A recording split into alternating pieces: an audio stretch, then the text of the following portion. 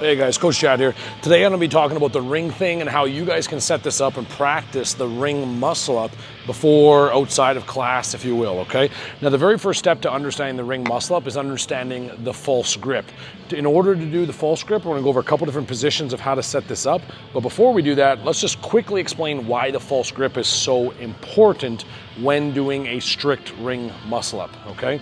So when we grab onto a ring, most people will just naturally grab onto it like a barbell, like this. The problem with this grip is that we can't actually get over the ring when we're trying to do the transition through the muscle up. So what we want to do is we want to make sure that we alter our grip so that when we're pulling, it's a natural position to move into the dip. So we have to go from a pulling position into that dip position, and we've got to make sure that the transition is smooth and streamlined.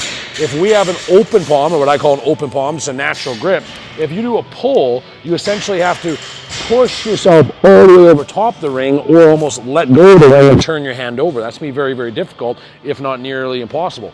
So what you're going to want to use is a hook grip where you use a little bit of like a, we call it gooseneck position on the ring, so that when you pull down the midline of your torso, all you have to do is just turn your elbow around and you're right into your dip position. So again, the false is absolute key. Now there's a couple simple methods for you to try and figure out how to set up a false.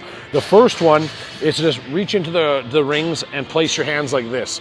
Then just roll the ring, which is a little bit difficult in this one, roll the ring to the bottom and you'll see the rings naturally end up in position.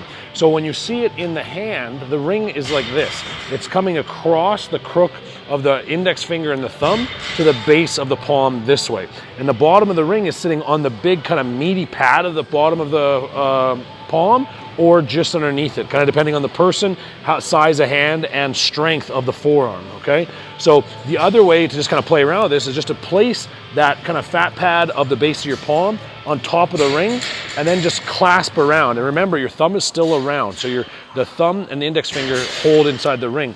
And that's your position for the false, okay? The other way, which I think is even easier to find, is to use a variation like this, where you simply just put your hand on the ring, so you put the ring inside your thumb and your index finger, and just push out on a slight angle. The rings will naturally fall into the base of the palm. All you want to do is just curl your wrists over, bring them into your midline, then you have your false, okay? And if you're not clear on how this works, make sure to ask one of the coaches, because again, this is going to be imperative to learning the ring muscle up. Maybe not in the ring thing because of some of the load that's taken off during the movement, but when you transition to a full ring, this is going to be imperative when learning the strict muscle up, okay? So the false grip. I hope that helpful, guys. The next videos down here are going to be talking about the pull-up and the dip and how you work the transitions with the false grip on. Stay tuned.